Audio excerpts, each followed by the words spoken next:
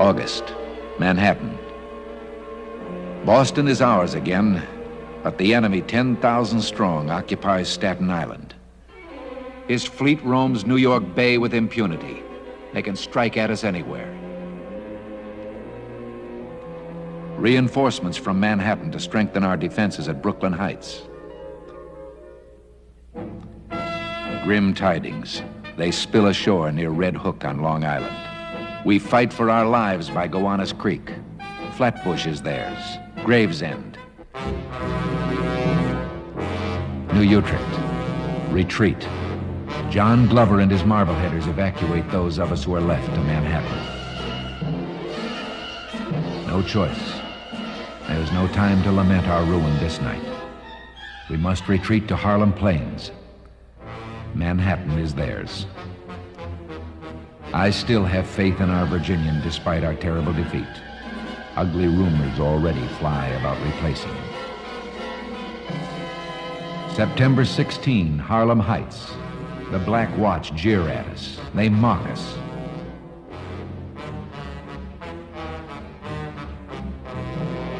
This time we attack. We drive them back. I hear no jeering now. No more to hounds. We pull back. We cannot risk full battle in our weakened state.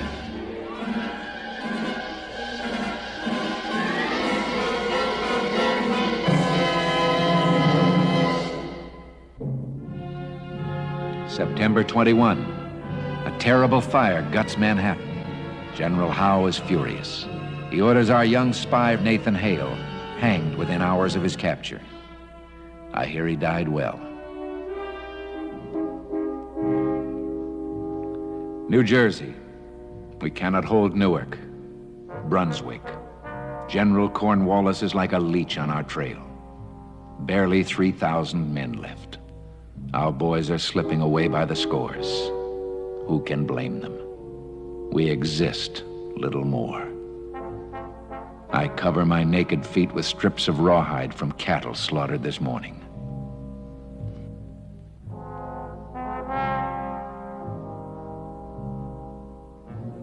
Christmas Eve. Just 9 miles to Trenton now. Is the game up? We'll know soon. We must win tonight or all is lost.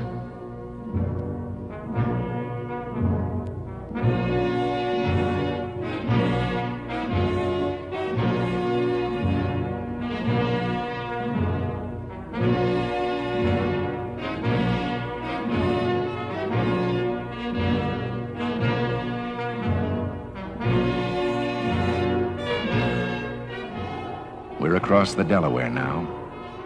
No smoking, no talking. The sleet has got to our priming pans. The word comes down, bayonets.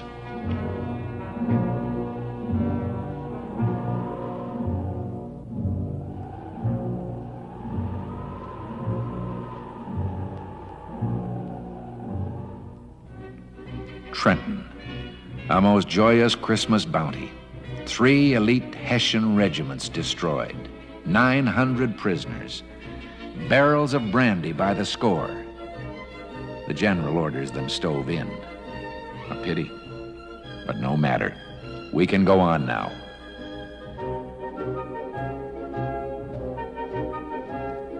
Paris, 1777, spring.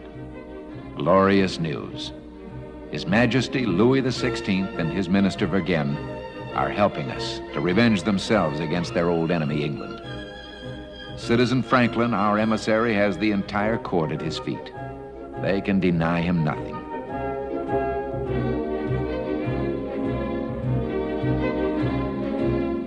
Philadelphia, with John Adams at the Congress. First fruits, the brig Mercury out of Nantucket. 364 cases of arms, clothing, and Lavoisier's powder. Like our army, which barely holds together with more spirit than flesh, so does our Congress. John can scarcely exist on his salary. I have a letter for the general. Power to commandeer is now his. It's high time. Prices are outrageous everywhere. Shoes, $5 a pair. Salt, $27 a bushel. Molasses, unavailable at any price. The talk of Congress is our proposed Articles of Confederation. How can a country depend on the collective will of its states?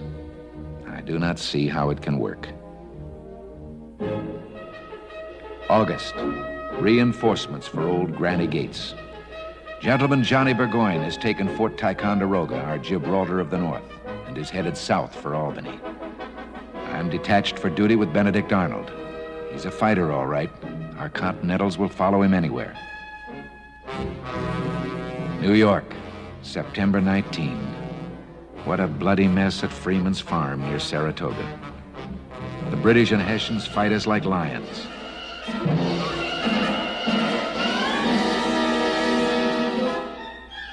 Arnold leads us in a charge at Bremen's Redoubt. We're swept up by his audacious madness.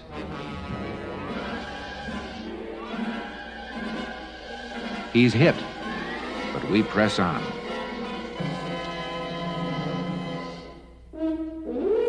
Capitulation, October 17.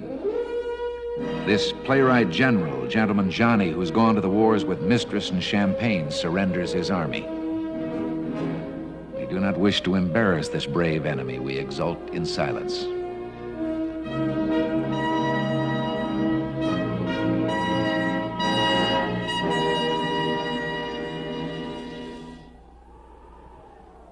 Valley Forge, Pennsylvania, December 18. We pitch winter camp here today. A British deserter from Philadelphia has been taken. He'll not have his boots for long. Our occupied capital is a gay place. Skating parties, theatricals. We're told a Major Andre on General Howe's staff is the most popular wit and ladies' man in town.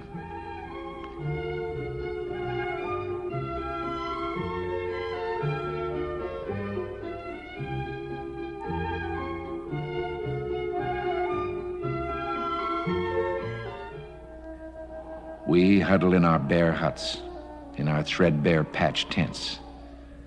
We huddle at the fires. There is no warmth anywhere. I am numb and want for feeling. I can't get down this bowl of beef soup full of burnt leaves and dirt. Day by day we hunger, grow lame and itch. I vomit half the time. My rags grow foul. Amputation after amputation at the hospital hut until the stink floats upon the wretchedly cold air to assail my nostrils. I'm almost beyond caring.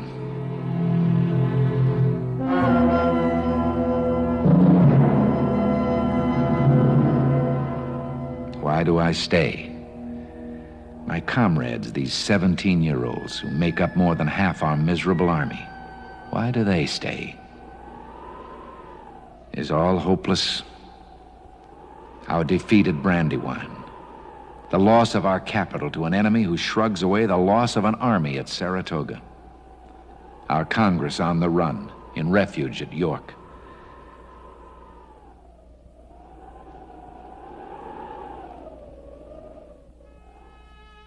It's good having Mrs. Washington here.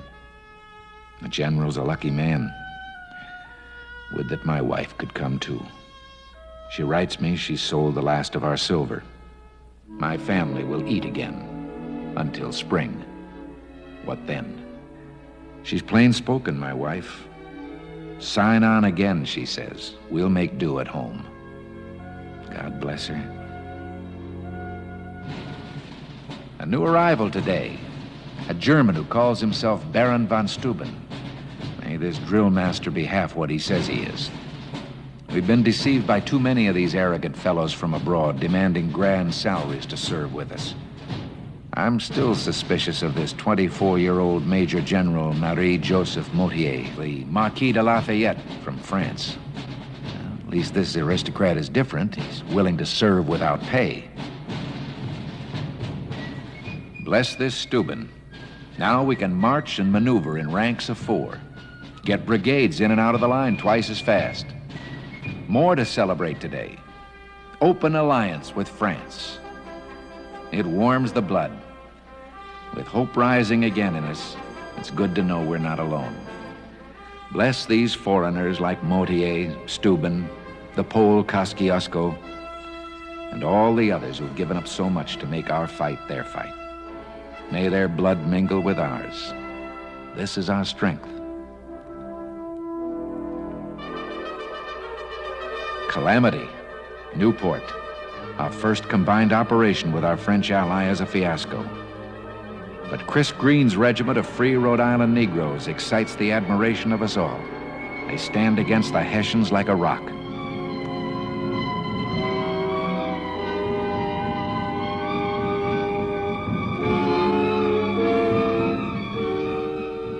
For days, for months on end, the war grinds on. Monmouth, New Jersey. Bloody stalemate under a savage summer sun.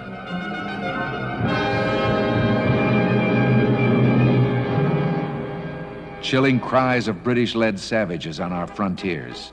The mutilation of our women and children. The smell of charred flesh. The keening of squaws as we burn village after village of the enemy's 6 nations in the Mohawk Valley of New York.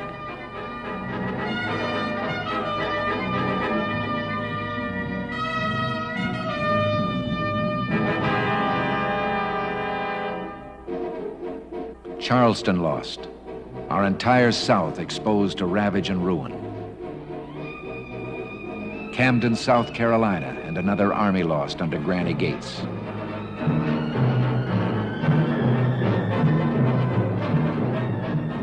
Nat Green replaces old Granny. Cornwallis pursues us. Nat has us hit and run with Marion and Pickens and Horry.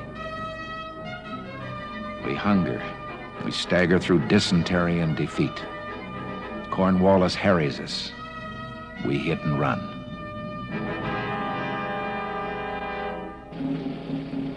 The most foul blow of all. Benedict Arnold's attempted treason at West Point is beyond reason. Poor Major Andre. Ignoble go-between, hanged as a spy. We can grieve for you. Gallant to the end. The trap is sprung. September 1781. Glorious news. Admiral de Grasse and the French fleet has sealed in General Cornwallis from the sea at Yorktown, Virginia. It's a grand opportunity. The general orders all of us south to reinforce Nat Green, Lafayette, and Anthony Wayne, who are holding Cornwallis at bay. It will not be easy to shut the gate on Cornwallis. He's a commander worthy of our Virginian. General Rochambeau's French march with us. The Royal Dupont and the Gâtinais, the 41st Soissonnais, the Legion Cavalry, Irish Lancers, Poles, on the move at last, all as one under our Virginian. Yorktown, the siege is on.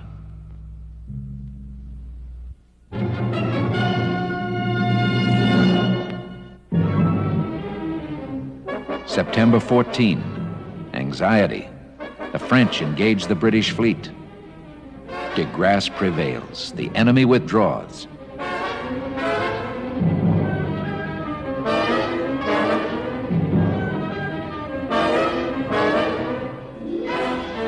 October 14, combined assault against enemy redoubts. The Royal Dupont and the Gâtinais on the left. On the right, Alec Hamilton and the mixed companies of American light infantry. Bayonets. The enemy works are ours.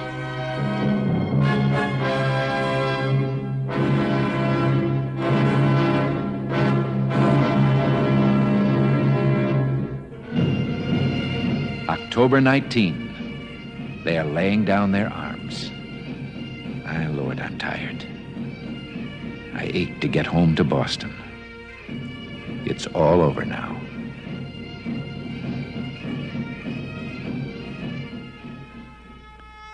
Fraunces Tavern, Broad Street, New York.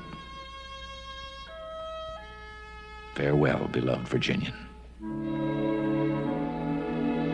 Come and take me by the hand, each of you.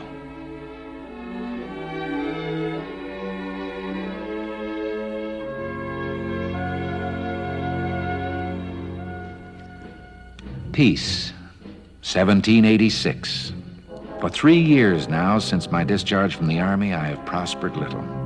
I fear for my family, for the future. Up and down the land, we linger in a depression. Hard money is scarce. Most of our state currencies are an inflated and bitter joke. Newspaper printers accept subscriptions in salt pork. North Carolina businessmen barter for whiskey, Virginians for tobacco. Our national coinage is an illusion, a maze of ninepence, bits, and half-bits, pistareens, picayunes, and fips. Where will all this end? Our Congress, what can it do? It pleads for money, it requisitions. But which state pays? Which heeds it? This confederation of ours is anarchy, not good government. Only the states can tax. To what end? New York taxes firewood from Connecticut, agricultural products from New Jersey. New Jersey retaliates. A preposterous tax on New York's lighthouse at Sandy Hook on Jersey soil. The inevitable. Rebellion rocks the land. In Massachusetts, Daniel Shea and his debtor farmers attack our courts and the Springfield Arsenal. Insurrection, violence. Where is justice here? Where is authority? Where is Congress? Where is the spirit that forged our nation? Philadelphia, May 1787. Our land bestirs itself once more. We gather at the State House and toil in secret to fashion a new government. Our Virginian has come to lend us his presence. To have him here, to preside over us, buoys us all. Franklin is with us. Aged though he is, his mind and wisdom are unimpaired. We're a young group withal. Madison from Virginia is 36. Redoubtable and brilliant Alec Hamilton from New York is but 30. We labor, we ponder, we dispute. All our fears, all our prejudices, all our factionalisms, all our frailties stalk our halls. Yet we go on. Too much is at stake. We advance and we retreat. We must compromise or we founder.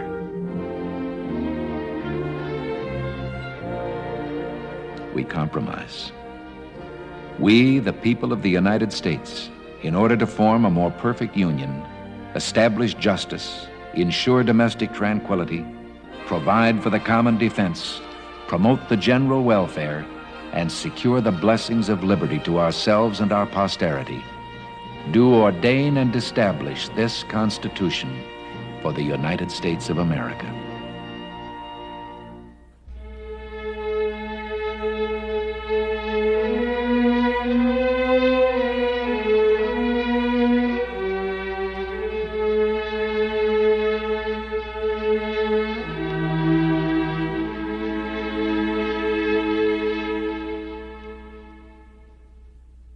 New York, inauguration.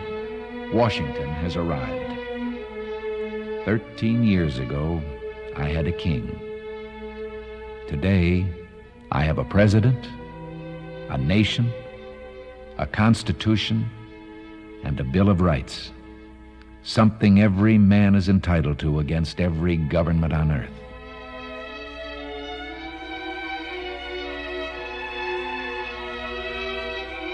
As I linger here at Valley Forge amidst the overwhelming silence which calls out to me so many painful memories, may I, so long as I have yet to live, never again be denied my God, my tongue, or my pen as my conscience guides me, denied the security of my person and my house against unreasonable search or seizure, denied a trial by jury.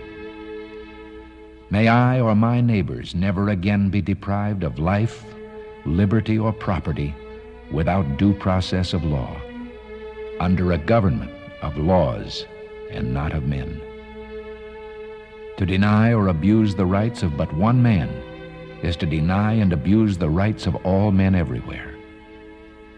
May my children and my children's children cherish and protect these rights so dearly won. For the struggle for freedom, for a more perfect union, is a never-ending one.